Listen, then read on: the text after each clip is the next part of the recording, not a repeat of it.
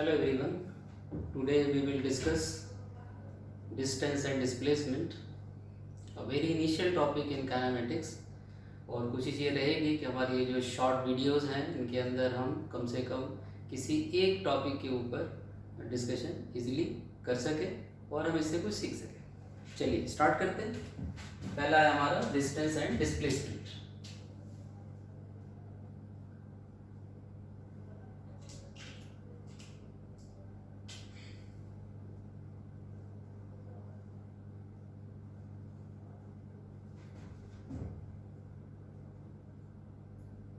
Distance and displacement.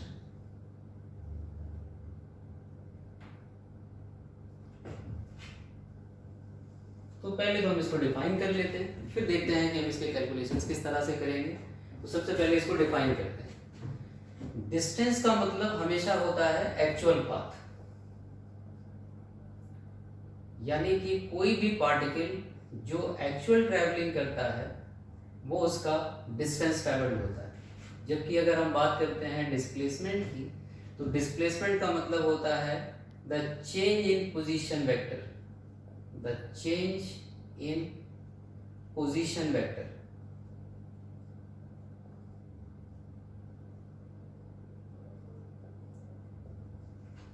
तो पहले इसको हम समझ लेते हैं। जब कोई पार्टिकल ट्रैवल करता है तो उसका जो एक्चुअल ट्रैवलिंग है एक तरह से वो उसका डिस्टेंस ट्रैवल्ड कहलाता है। और जब कोई पार्टिकल ट्रैवल करता है on moving from one point to the other, the change in position vector is called displacement. तो इसको मैंने एग्जैक्ट डिफाइन कर लिया है। अब जरा इसको हम लोग देखते हैं और ज़्यादा मोर क्लैरिटी के साथ। तो इसमें मैं सबसे पहले एक अपना 2 डायमेंशनल स्पेस बना लेता हूँ, that is the frame of reference. तो ये हमारा एक 2 डायमेंशनल स्पेस है और इस 2 डायमेंशनल स्पेस में अगर कोई पार्टिकल हम मान लें कि पार्टिकल ए से बी के लिए ट्रैवल करता है, जबकि उसकी इनिशियल पोजीशन ए थी और उसकी फाइनल पोजीशन बी है, तो पार्टिकल ए से बी तक जाने के लिए इनफाइनाइट पाथ अडॉप्ट कर सकता है और पार्टिकल किसी भी तरह से यहाँ से यहाँ तक जा सकता है। उसके पास इनफाइनाइट रास्ते होंगे between the 2 points like A to B. तो इस तरह से अगर देखें तो जो एक्चुअल ट्रैवलिंग है अलग अलग पाथ की, उसी को हम लोग डिस्टेंस कहते हैं। तो ये डिस्टेंस हुआ डेल्टा एस। जबकि अगर हम ये बात करें कि डिस्प्लेसमेंट क्या है, तो डिस्प्लेसमेंट का मतलब होगा the change in position vector, यानी इस पार्टिकल की कोई इनिशियल पोजीशन थी इस रेफरेंस के हिसाब से जो कि हमारा ये ओरिजिन है, और इस पार्टिकल की मोशन के बाद एक फाइनल पोजीशन होगी और इस फाइनल पोजीशन को हम यहाँ बी कह रहे हैं। तो इनिशियल पोजीशन हो गई आर आई, जबकि इसकी फाइनल पोजीशन हो गई आर फाइनल। तो the change in position vector on moving from one point to the other, that is this vector. तो ये वेक्टर कहलाएगा डिस्प्लेसमेंट वेक्टर, यानी कि डेल्टा आर। अगर हम वेक्टर के ट्राइंगल्स लॉ के हिसाब से इसको देखें तो एक्चुअल पाथ जो यहाँ पर रहा होगा वो तो रहेगा delta S, that is the distance travelled. लेकिन अगर हम बात करें चेंज इन पोजीशन वेक्टर की, तो यहाँ पर हमारा अगर वेक्टर का ट्राइंगल्स लॉ लगाते हैं तो R I plus delta R is equal to R final. This implies delta R is equal to R final minus R initial, that is the position vector change. यानी कि जो displacement vector है basically वो change in position vector है on moving from one point to the other, तो जो कि हमने पहले डिफाइन किया। तो हमारी डेफिनेशन के हिसाब से जब पार्टिकल एक जगह से दूसरी जगह जाता है तो पार्टिकल का जो चेंज इन पोजीशन वेक्टर है on moving from A to B, that is displacement vector. और जो एक्चुअल पाथ हो गया वो उसका डेल्टा एस हो गया। ये हम चाहें तो देख सकते हैं, it is obvious that magnitude of delta R, the magnitude of delta r is always less than or equal to delta s। Vector का और स्केलर का कोई कंपैरिजन नहीं है, लेकिन जब हम मैग्नीट्यूड लेते हैं तो हम चाहें तो कंपैरिजन कर सकते हैं। तो मैंने डिस्प्लेसमेंट वेक्टर के मैग्नीट्यूड को डिस्टेंस के साथ कंपेयर किया है जो ऑलवेज लेसर ही होता है।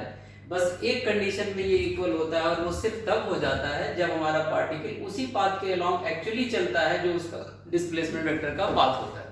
तो इस तरह से हम डिस्टेंस और डिस्प्लेसमेंट को डिफाइन कर सकते हैं। चलिए एक एग्जांपल लेते हैं इसको और ज्यादा क्लियर करने के लिए कि अगर हमें डिस्टेंस और डिस्प्लेसमेंट कैलकुलेट करना हो तो हमें क्या ध्यान रखना चाहिए। यही हमारा टॉपिक है आज का, कि हम ये सीख सके कि हम डिस्टेंस और डिस्प्लेसमेंट को किस तरह से कैलकुलेट करते हैं और हमें किस तरह कैलकुलेट करना चाहिए जिससे हम इसे इफेक्टिवली कैलकुलेट कर सकें। चलो मान लेते हैं एक पार्टिकल है जो इस तरह से मूव करता है, मैं उसके सारे मूवमेंट लिखता हूं। पार्टिकल मूव करता है 4 मीटर ईस्ट, पार्टिकल मूव करता है 3 मीटर नॉर्थ, पार्टिकल मूव करता है 2√2 meter east of north at 45 degree. ये टर्म भी काफी यूज होता है, एट 45 डिग्री। इसका मतलब होता है नॉर्थ से ईस्ट की तरफ 45 डिग्री एंगल पर पार्टिकल चलता है 2√2 मीटर, इस तरह से चलता है। मैं आगे इसमें कुछ चीजें और एक्सप्लेन करूंगा, लेकिन मैंने एक सिंपल एग्जांपल लिया है, देखते हैं इसको कैसे करते हैं। सबसे पहले हम अपने प्लेन के ऊपर नॉर्थ साउथ और ईस्ट वेस्ट को डिफाइन कर लें। ये हमेशा याद रखें कि जो डायरेक्शंस हैं हमारी ईस्ट वेस्ट और नॉर्थ और साउथ, ये सारी की सारी डायरेक्शंस हमेशा एक प्लेन पर ही डिफाइंड है। तो अगर मैं यहां पर कहूं तो ये मेरे लिए ईस्ट हो गया, ये मेरे लिए नॉर्थ हो गया, ये मेरे लिए साउथ हो गया, ये मेरे लिए वेस्ट हो गया। और इसी को मैं अपने एक्सिस के हिसाब से यूनिट वेक्टर नोटेशन के लिए इसको एक्स भी मान लूंगा, और इसी एक्सिस को मैं अपने कार्टेशियन स्पेस में कन्वर्ट करके इसको वाई भी कहता रहूंगा।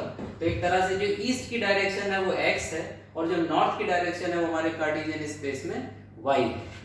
तो चलो देखते हैं पार्टिकल कैसे ट्रेवल करता है। पहले पार्टिकल जाता है 4 मीटर ईस्ट, फिर पार्टिकल जाता है 3 meter north, correct, 3 meter north, फिर ये पार्टिकल जाता है 2√2 meter east of north at 45 degree. समझना बात है, 2√2 meter east of north at 45 का मतलब क्या है, यानी पार्टिकल नॉर्थ की तरफ जा रहा था और यहां से ये 45 डिग्री ईस्ट में चला गया, इसका ये मतलब है।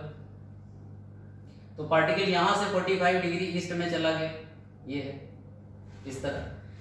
फाइनली जो पार्टिकल है वो यहां से चला और पार्टिकल यहां पहुंचा, ये इसकी फाइनल पोजीशन है। तो एक तरह से ये ए हो गया पॉइंट पहला, और ये बी हो गया।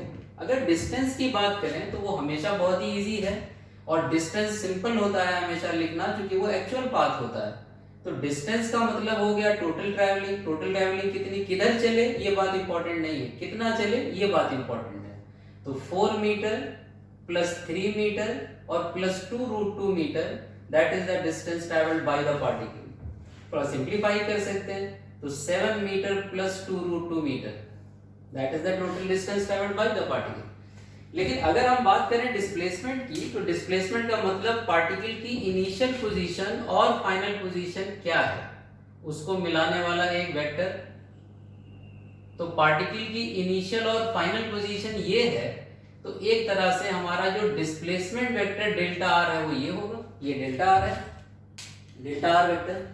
अच्छा, यहां पर अगर हम चाहें तो ये बात देख सकते हैं कि हमने डिफाइन ये किया था कि जो डेल्टा आर वेक्टर है वो है R final minus R initial.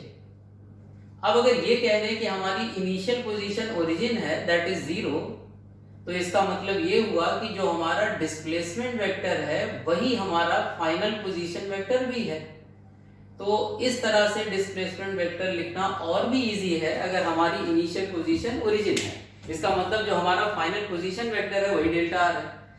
अब यहाँ पर देखो, जो ध्यान रखना चाहिए कैलकुलेशन में वो ये है, जो मैं यहाँ पे कहने वाला हूँ, कि कभी भी डिस्प्लेसमेंट निकाले ना तो हमेशा यूनिट वेक्टर की हेल्प लेकर के इसको वेक्टर की हेल्प से कैलकुलेट करना चाहिए। फायदा क्या है इसका? फायदा सबसे बड़ा ये है कि अगर कभी हमारा पार्टिकल 3 डायमेंशनल कंडीशन में तीसरे डायरेक्शन में जाने लगा, लाइक एक्स वाई हमारा प्लेन है और पार्टिकल जेड डायरेक्शन में मूव करने लगा, तब उस कंडीशन में डिस्प्लेसमेंट को ग्राफिकली बना के कैलकुलेट करना बहुत ही टीडियस जॉब है।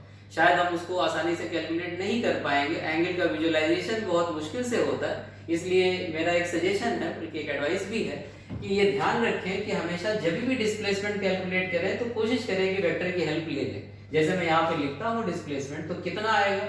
हमारा पहला मूवमेंट है 4i कैप, ये हमारा पहला मूवमेंट हो गया। इस डायरेक्शन में गए तो ये हो गया 3j कैप, ये आ गया। और जो हमारा तीसरा मूवमेंट है वो है 2√2 मीटर जो हम चले हैं, और इसको भी यूनिट वेक्टर के रिप्रेजेंटेशन में लेके आ जाते हैं। तो इस वेक्टर का यूनिट वेक्टर रिप्रेजेंटेशन कितना होगा? कार्टेशियन स्पेस में इस वेक्टर का यूनिट वेक्टर रिप्रेजेंटेशन अगर हम करें तो एक तरह से हमारे पास है वेक्टर 2√2, ये एंगल 45 है तो ये भी 45 होगा, तो इसका कंपोनेंट इस डायरेक्शन में आएगा 2√2 cos 45 और इस डायरेक्शन में आएगा 2√2 sin 45। इस तरह से देखें तो ये वैल्यू भी 2 हो जाती है और ये वैल्यू भी 2 हो जाती है, यानी इस वेक्टर को अगर i और j में ब्रेक करें, दो कंपोनेंट ले लें इसके, तो इसको लिखा जा सकता है 2i + 2j कैप। इस तरह से अगर हम देखें तो हमारा जो डिस्प्लेसमेंट वेक्टर डेल्टा r है, ये डेल्टा r कहलाएगा 6i कैप और प्लस 5j कैप। किसी वेक्टर में अगर हमारे पास ये यूनिट वेक्टर रिप्रेजेंटेशन है तो एक तरह से हमारे पास सारी इंफॉर्मेशन है, लाइक ये कि डेल्टा r का जो मैग्नीट्यूड है वो कितना हो जाएगा, वो हो जाएगा 6 का स्क्वायर और प्लस 5 का स्क्वायर। ये वैल्यू कितने के बराबर आ गई? 36 + 25 इस तरह मिल गई। और इसको हम लोग क्या कह सकते हैं? इसको हम लोग कह सकते हैं 6 5 11 और 3 2 5 और 1 6 √61। That is the magnitude of displacement vector. और अगर हमें ये भी जानना हो कि इसने ये कितना एंगल यहाँ बनाया है, लाइक ये थीटा अगर हमें पता करना है तो वेक्टर में tan थीटा भी लिखा जा सकता है। तो tan थीटा की वैल्यू हो जाएगी coefficient of j upon coefficient of i, that is 5/6। तो tan थीटा की वैल्यू होगी 5/6 और यहाँ से जो मैग्नीट्यूड होगा उसकी जो वैल्यू होगी वो कितने के बराबर होगी? √61 के बराबर। तो यहाँ पर ये मैं समझाना चाह रहा था कि हमें ये बात ध्यान रखनी चाहिए कि अगर कभी भी हम डिस्टेंस और डिस्प्लेसमेंट कैलकुलेट कर रहे हैं तो डिस्टेंस हमेशा बहुत इजी है कैलकुलेट करना, लेकिन जब भी डिस्प्लेसमेंट का कैलकुलेशन करें तो हमेशा वेक्टर के साथ रहें और यूनिट वेक्टर रिप्रेजेंटेशन में ये कैलकुलेशन करें तो ये कैलकुलेशन हमेशा ही बहुत इजी होगा। तो मैं इसका एक एग्जांपल देता हूं। जैसे अगर इसी जगह पर ये कह दिया गया होता, इसी जगह पर ये कह दिया गया होता कि जो पार्टिकल है हमारा, ये पार्टिकल एक एक्स्ट्रा जो मूवमेंट है वो भी ले लेते हैं हम और कहते हैं कि पार्टिकल 3 मीटर वर्टिकली अप जाता है, पार्टिकल वर्टिकली अप जाता है 3 मीटर वर्टिकली अपवर्ड। इस क्वेश्चन को मैं एक्सटेंड कर रहा हूं। अब 3 मूवमेंट हो गए। अब वर्टिकली अप मैं यहां पर नहीं दिखा सकता हूं, तो वर्टिकली अप दिखाने के लिए क्या करें? यानी कि पार्टिकल यहां से ऐसे करके जाता होगा, तो मैं कोई डॉटेड लाइन बना लेता हूं इसलिए कि हम इसे देख सकें। तो मैं इसको थोड़ा मॉडिफाई करता हूं। तो हम लोग ऐसा ले सकते हैं ना कि पार्टिकल पहले किधर गया? 3 मीटर नॉर्थ चला गया यहां से। 3 मीटर नॉर्थ के बाद पार्टिकल कहां चला गया? यहां चला गया 2√2 meter east of north at 45। उसके बाद यहां से पार्टिकल वर्टिकली अप गया, तो मैं इसको डॉटेड दिखा लेता हूं कि पार्टिकल वर्टिकली अप चला गया है 3 मीटर। जाहिर है बोर्ड पे हम नहीं दिखा सकते क्योंकि वो 3 डायमेंशनल है। तो फाइनली जो हमारा पार्टिकल है वो पार्टिकल कहां पहुंचा? वो पार्टिकल हमारा इस फाइनल पोजीशन पे पहुंचा। तो अगर मैं इसका वेक्टर दिखाऊं, डिस्प्लेसमेंट वेक्टर बनाऊं, तो डिस्प्लेसमेंट वेक्टर होना चाहिए, ये होना चाहिए, ये इस पार्टिकल का डिस्प्लेसमेंट वेक्टर होगा डेल्टा आर। अब देखो मेरी बात की जो इंपॉर्टेंस है वो यही है, मैंने कहा था कि जब हम यूनिट वेक्टर रिप्रेजेंटेशन में करते हैं और पार्टिकल वर्टिकली अब जाता है तो हम प्लेन पे ड्रॉ नहीं कर सकते। तो इसके लिए सबसे आसान क्या है कि मैं इसको यूनिट वेक्टर रिप्रेजेंटेशन में जब लिख रहा हूं तो इसमें एक एक्स्ट्रा वेक्टर मुझे और ऐड कर देना चाहिए, दैट इज 3k कैप, बस और कुछ नहीं करना। तो यहाँ पर जो हमारा डिस्प्लेसमेंट वेक्टर हो जाएगा वो कितना हो जाएगा? 3k कैप हो जाएगा। और इसके अंदर जो हमारा कैलकुलेशन है वो थोड़ा सा बदलता है सिंपली, और कुछ ज्यादा नहीं, थोड़ा बदलता है। तो हमारा जो डिस्प्लेसमेंट वेक्टर यहाँ पर आएगा वो डिस्प्लेसमेंट वेक्टर हो जाएगा 3 का स्क्वायर और एक्स्ट्रा इसके अंदर आ जाएगा ऐसे करके। और जब हम इसको कैलकुलेट करते हैं तो ये वैल्यू कितने के बराबर आती है? √70। इस तरह से हमें कुछ ज्यादा नहीं करना पड़ेगा और हम बड़े इजीली 3 डायमेंशनल मोशन में भी किसी पार्टिकल का डिस्प्लेसमेंट बहुत इजीली लिख पाएंगे। तो ये थोड़ा हमें ध्यान रखना है। मैं अपने नेक्स्ट वीडियो में थोड़ा सा डिस्टेंस डिस्प्लेसमेंट के बारे में और बात करूंगा, और जबकि हम थोड़ी एक आध प्रॉब्लम और लेंगे जिसमें हम और अच्छी तरह से इस बात को समझ पाएंगे कि डिस्टेंस और डिस्प्लेसमेंट के कैलकुलेशन करते टाइम हमें किन बातों का और ध्यान रखना चाहिए। Thank you.